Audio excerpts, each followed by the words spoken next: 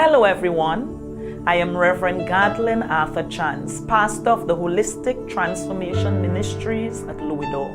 This is a branch work of the Calvary Road Deliverance Tabernacle under the umbrella of the Pentecostal Assemblies of the West Indies.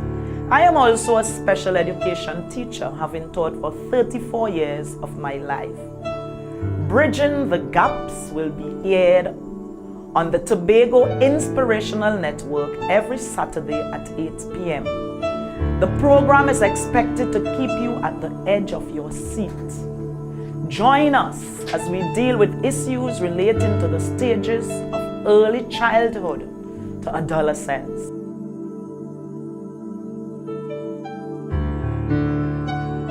Welcome to another episode of Bridging the Gap. It's always a pleasure to spend this time with you, discussing ways in which we can bridge the gap. It is important that we keep the relationship between the generations open so that we can pass things on. We do not want the gospel message to die with us.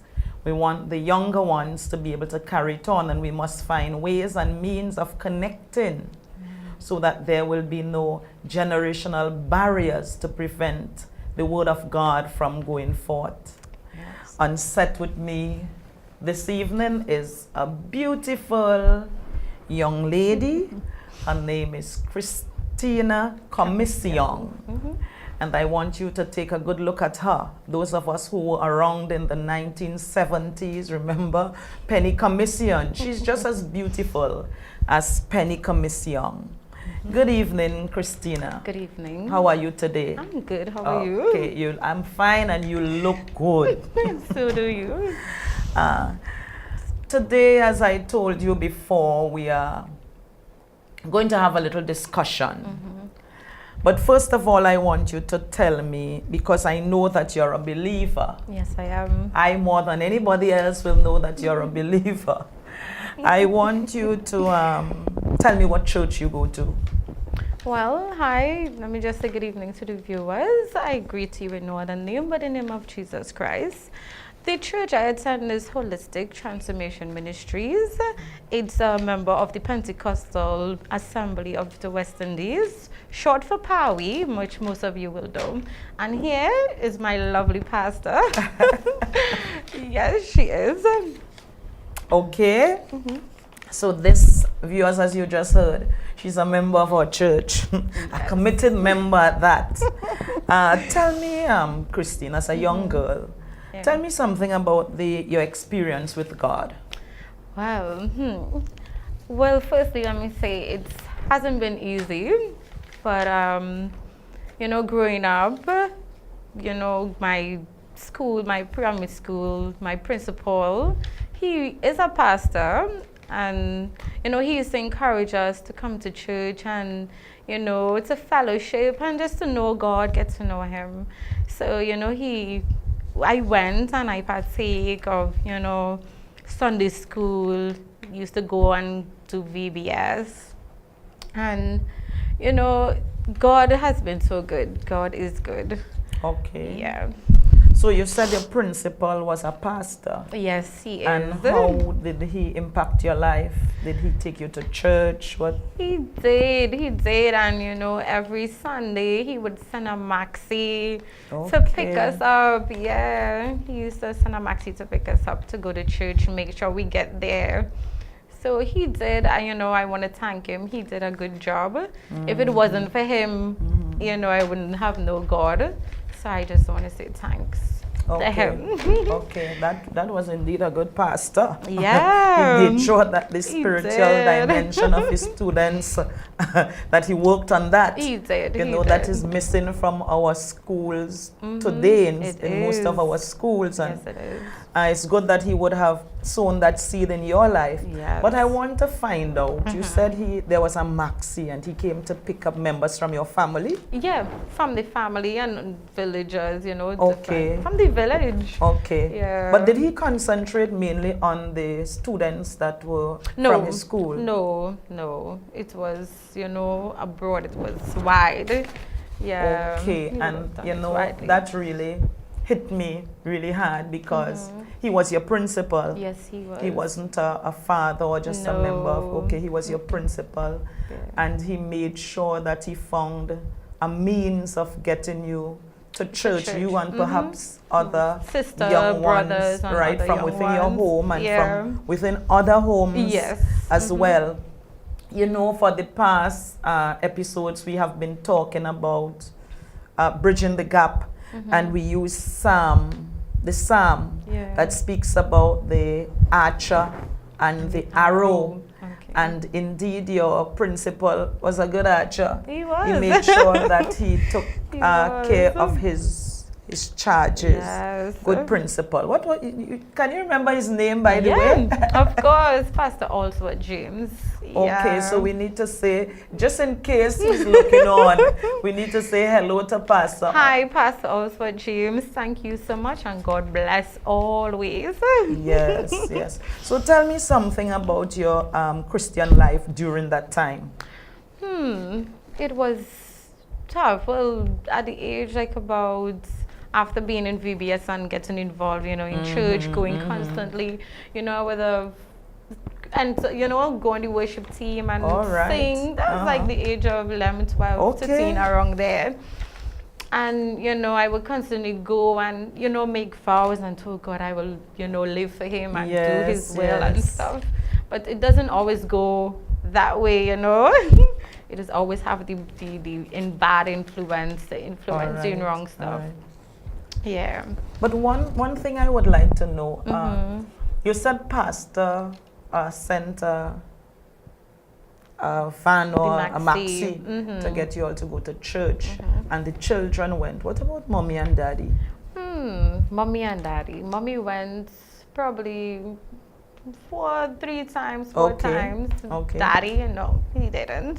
Okay, so they were not believers. No. All right. So I heard you say that when you were in secondary school, even when you were going to church, you had some influences, positive influence from pastor and probably some other believers, and some peer pressure. Secondary school is the time for that. What are some of the things that you would have experience in school when you say people were pulling you? Is it that you're saying that you departed from the faith after a time? I did. Okay. But secondary school, it was tough because situations at home, financial situations, and it had rough time between us, where I had to fend for myself, plait here in order to, go to school and these things. And it was tough. It was depressing after a while. And I just what? I can't take this no more. Okay. Yeah. I'm trying to understand you. While you were going to secondary school, parents were not believers. No. You and probably some of your siblings were trying your best to follow the path of God. Yeah. And then you had some bad influences. I want you to tell me of some of the things that you would have experienced in school that caused you to depart from God. Well, experience in school, you're quiet. I was quiet. Yes, yeah. So people will kind of pick on you, those kind of things. And then every, home problems adding up to the little, what's it called? I wouldn't say bullying, but the kind of picky. So, that made me, and then you have friends who is not believers, so they're going to talk about parties and boyfriends, and then you wanna know what's out there. Yes, I understand. I was 12 years at one time, 13 years, and just as young as you. In our in a previous program we spoke about Psalm 1. Yeah. You would have heard me speak about Psalm 1. And the psalmist there reminds us or informs us that the man who is blessed is the one who does what? Blessed is the man that walketh not in the counsel of the ungodly. Yeah. So we saw some of that coming out there when you said you had friends who were not godly friends. And of course, if you were with them and aligning yourself with them, they would tell you things that would eventually cause you not to just walk, but to stand with them and then to sit with them. And then eventually, did you say you departed from church? Yeah, I did. Okay, I did. Tell me about that. Well, from Form 3, I left school. Okay. I left school at Form 3, so I didn't get to complete senior second, stuff like that. So I left and I came to Tobago at the age of 14. Okay. So yeah. Did you know where you were going? I did. I had a sister, my elder sister. Okay. She lived there. So I said I will come and stay with her and, see what life could give me in Tobago. Okay. So you left school at 14? Yeah, I did. And did you leave school to come to school in Tobago? No, I did not. Okay, so you ended your school life. Yes, I did. All right, what class were you in? I were in 3A. It was all right, Form 3. Yeah. So but where was Pastor who was with you in primary school at the time? He was there, but I did not talk to him like that. Okay, you hid from him. I did. You had other friends, so. I did. All right. I thought he, What was your parents' response? What was their reaction to your decision to move out of school and go to Tobago? Dad didn't say anything much, but Mom, she was like, "You sure you want to go?"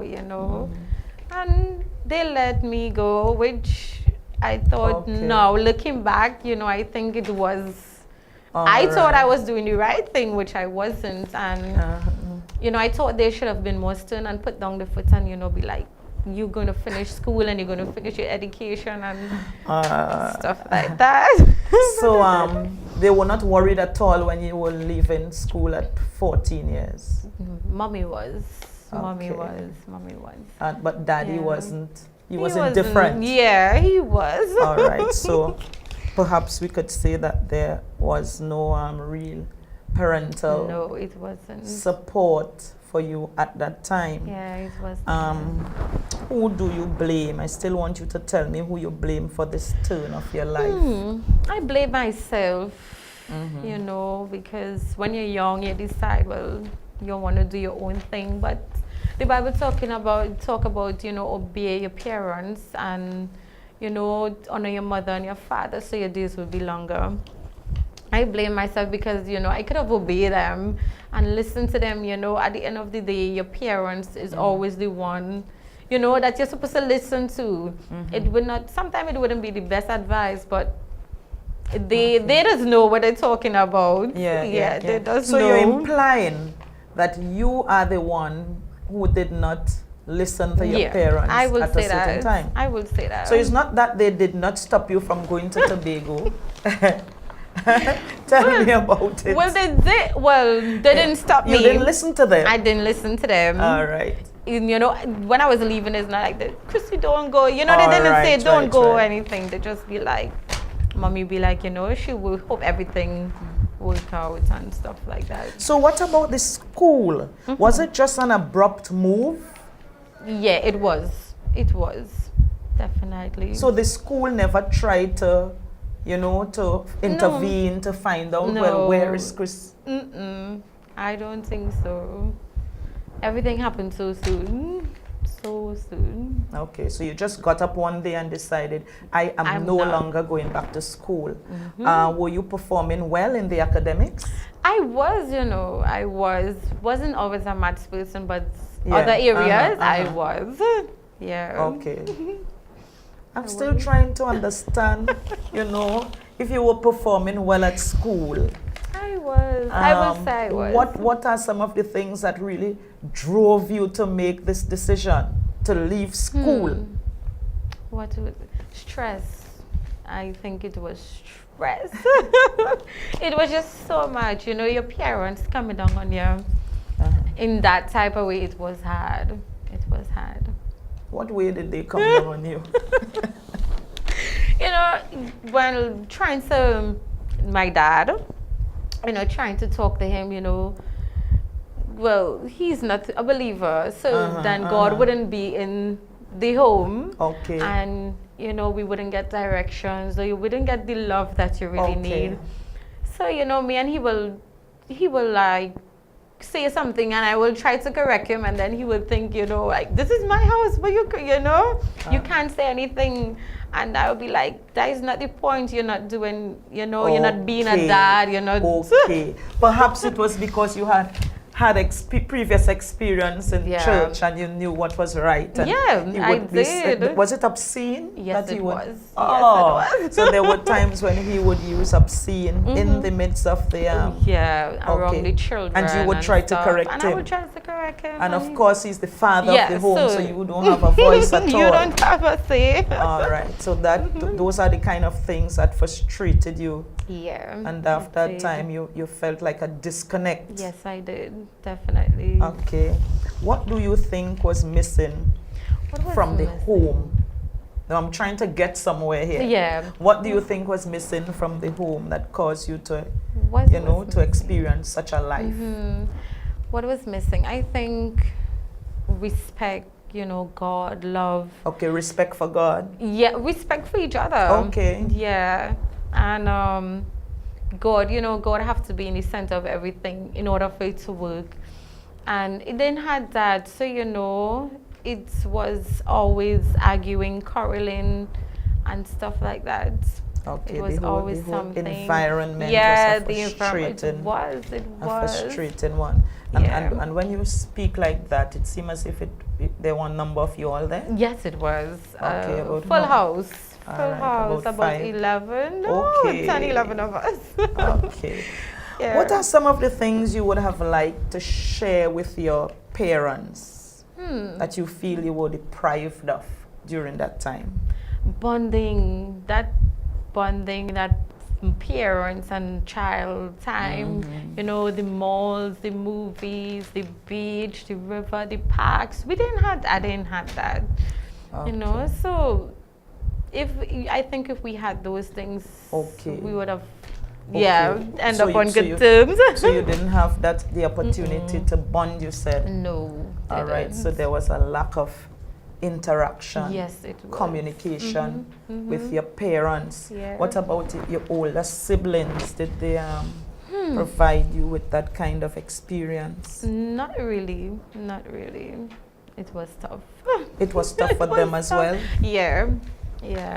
Always bickering and arguing. What give me an idea of what a normal day would be in your life at home. You don't have to remember everything. It's probably a long time. But a normal day, you get up. One thing, we always say good morning to each other. Yes. We always do that. So there was that greeting of each other. It was, and we will make breakfast, everybody have breakfast, and from there, just like quiet, nothing to do. If we go to church, we come back home, or we go to school, nothing much. It was nothing So much. Was Daddy in the house quite often? Or was he a typical Lima? No, he would go to work, and then he will come home, and by the time he reach home, is noise. Daddy gonna find something to quarrel about. Okay, he wasn't a drinker or anything like that? No, he just used to have his cigarettes. Yeah, now and then. What about Granny and Auntie and... Oh, my grandparents died. Okay, yes, so you had no support from other family members? No. Okay. And I wouldn't say my aunts. My aunts, they would try to talk, but nothing in depth. Not in depth. Okay. They wouldn't get too much involved. Okay. Yeah, they would just say what they have to, and then Daddy was the man of his home. He was. And nobody dared to interfere. All right. What do you think, though, that your parents should have done differently? Now, I'm asking you this question because I want the audience out there. We may have some fathers and some mothers, and sometimes it's good when we could hear what you all think. you know what the younger ones think, so that we will not make the same mistake. We may have experiences like you would you experience in your family, and we could make changes based on what what we hear. So I want you to tell us, what do you think your parents should have done differently to prevent the turn that took place in your life at Form 3? Well, I think they should have been, more responsible. They should have been like, you're not leaving, you need to finish your education. You need to, because, life out there is not easy, talk to me, school me, and, encourage me. Okay. Yeah, encourage So you blame, me. so Christina, I'm just cutting your deal, continue after. Yeah. So you blame them for you being able to leave the home and leaving school as easily as you did. You remind me of something that I heard my parents talk about some time ago when I was a young girl, of this boy who was going to prison. He did something, I can't remember what it was, but he did something, and he had to be sentenced. Okay. And while the police they were taking him to the prison van, he told them, or I think it is before he left the court to go to the prison van, he told them that he wanted to speak to his mother. Okay. And when his mother went to him, he told her he wanted to tell her a secret, and he bit off a piece of her ears. Oh my because God. He said, if you had corrected me, I would not have been here today. So I think that is something like that you are speaking about. You think that your parents should not have allowed you to leave home as easily. Did you think that at the time when you were leaving? Suppose they had tried to prevent you from leaving home at that time. No, I thought they was going to do something, but they just let it slide. All right. I thought they was going to do something. Okay. So now at this age, looking back, you're thinking that my parents should not have allowed me to have my own way. Yeah. Yeah. And that's a message to us parents. It's a message to us because our children are not mature enough. And even you, because right now you have 2 children. I do. Our children are not mature enough to make those choices at the age of 14. No 14-year-old should be able to tell a child, especially a 14-year-old who is excelling in academics, have no right to tell a parent, I'm leaving school now and I'm going to Tobago. Because education is so important. How do you feel about that now? How has it affected your life? I am so sorry I did not get to finish school, and because I know I would have done well. I know I would have done well getting my subjects and have a good job for this day. I know. So it's important. So what are some of the jobs that you have been in, if you don't mind sharing? Well, what I have done, I work in hotels and hardware. Where I get like clothes store, these little jobs. And you honestly feel that if you had completed your so your decision, you're thinking my decision was not a... It was not a good one. Would you allow your daughter to do that No today? way. Very well. You have to be a good archer. Of course, I have for your learned, arrow. Yeah. Your arrow must not be allowed to oscillate in the air and end up anywhere. Your arrow, which is your daughter, has potential just as you had potential. And your daughter, you have to make sure that you guide your daughter. So you would have done things differently. Yeah. And you think your parents should have done things differently. Yeah. What are some things that you think parents should have in the home, experiencing with their children in the home, so that they would bond? Some things that you perhaps did not have. Parent, I just want to say some things that you would have liked to do with them. I would have liked to, have mommy and daddy time, sit down and talk to them. Sometimes it's have little things, even as you're growing up, it will have things that you want to talk to your parents about. I would have liked to be able to do that, and parents out there, make sure and do that with your kids. Make sure and do that with your kids. Yeah. You needed talk time. Yeah. And probably family meetings. Yes. So that you would be able to discuss your issues. You know, sometimes children need to be able to experience talking with their parents, to share their heart, so that the parents will understand where they're at before we lose them. Exactly. And perhaps going to the beach and going to the mall and having fun. You know, was there any time within your family that you felt as if your father was like a stranger to you? All right. It was bitterness, you know. Yeah. And it's the reason why you decided, I want to get out of this. In other words, you were searching for love. I was. You were searching for love. Well, our time is coming to a close. But I still I'm waiting for the last minute. There are some important areas that emerge from our conversation. It might seem as if it was a simple conversation, but it was not. Okay. It was you actually depicted the heart of the youths crying out. Crying out to the adults, you know, making us aware of what you want from us.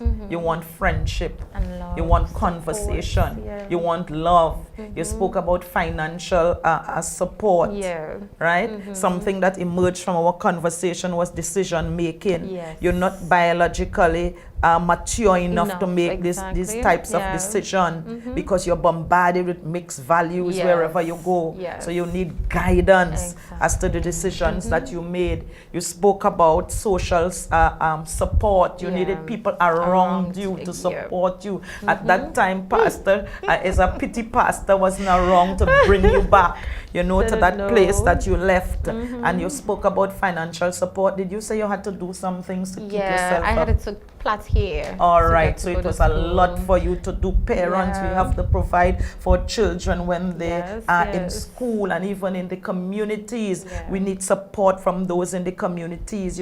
We need pastors. I'm speaking to myself. We need to follow up our charges. Had pastor followed you up, you might not have made that decision. No, I wouldn't. Pastors, we have to follow up. But then there is another thing that came out there in Christina. Christina has now given back her heart to God. Yes, I did. The seed was sown by pastor. And she demonstrated resilience despite what she went through. And she didn't tell you the half of what she went through. I did not. But she went through a lot, but she was resilient. Christina was able to bounce back and to make a decision to serve God. Christina is now baptized. Christina is now committed to Christ. Christina is on the worship team and encouraging other young persons to serve God. Our children are vulnerable out there because they are exposed to peer pressure and they are being socialized by the media. Viewers, our time is up, but I hope you heard the young lady. She's a young girl still, but she started very young, so she had some experiences.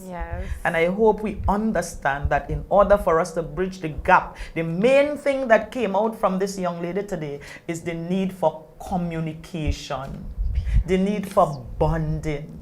If you don't get it from within the home, you need to get it from the church or from the community, because the media is going to socialize them in a negative light. I thank you for listening, and I look forward to another episode with you next week as we speak about bridging the gap between generations. I thank you. Bye. Hello everyone, I am Reverend Gartlyn Arthur Chance, pastor of the Holistic Transformation Ministries at Louisville. This is a branch work of the Calvary Road Deliverance Tabernacle under the umbrella of the Pentecostal Assemblies of the West Indies. I am also a special education teacher, having taught for 34 years of my life. Bridging the Gaps will be aired on the Tobago Inspirational Network every Saturday at 8 p.m. The program is expected to keep you at the edge of your seat. Join us as we deal with issues relating to the stages of early childhood to adolescence.